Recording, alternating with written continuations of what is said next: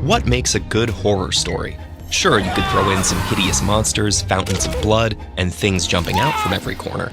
But as classic horror author H.P. Lovecraft wrote, the oldest and strongest kind of fear is fear of the unknown. And writers harness that fear not by revealing horrors, but by leaving the audience hanging in anticipation of them. That is, in a state of suspense. The most familiar examples of suspense come from horror films and mystery novels. What's inside the haunted mansion? Which of the dinner guests is the murderer? But suspense exists beyond these genres. Will the hero save the day? Will the couple get together in the end? And what is the dark secret that causes the main character so much pain? The key to suspense is that it sets up a question, or several, that the audience hopes to get an answer to, and delays that answer while maintaining their interest and keeping them guessing. So what are some techniques you can use to achieve this in your own writing? Limit the point of view. Instead of an omniscient narrator who can see and relay everything that happens, tell the story from the perspective of the characters. They may start off knowing just as little as the audience does, and as they learn more, so do we. Classic novels like Dracula, for example, are told through letters and diary entries where characters relate what they've experienced and fear what's to come. Next, choose the right setting and imagery.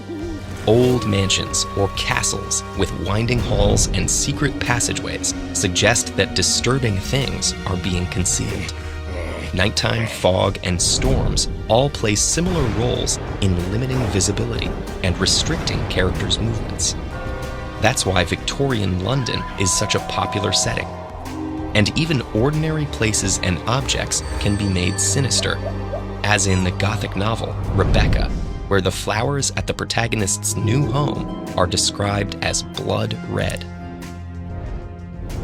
3. Play with style and form. You can build suspense by carefully paying attention not just to what happens, but how it's conveyed and paced. Edgar Allan Poe conveys the mental state of the narrator in The Telltale Heart with fragmented sentences that break off suddenly.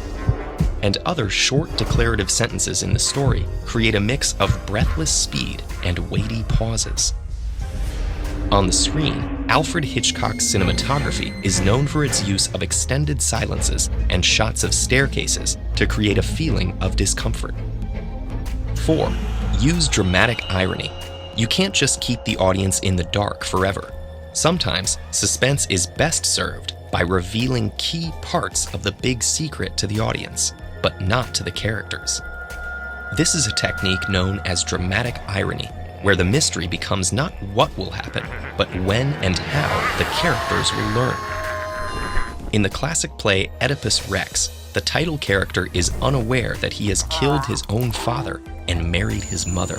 But the audience knows, and watching Oedipus gradually learn the truth provides the story with its agonizing climax. And finally, the cliffhanger. Beware of overusing this one. Some consider it a cheap and easy trick, but it's hard to deny its effectiveness.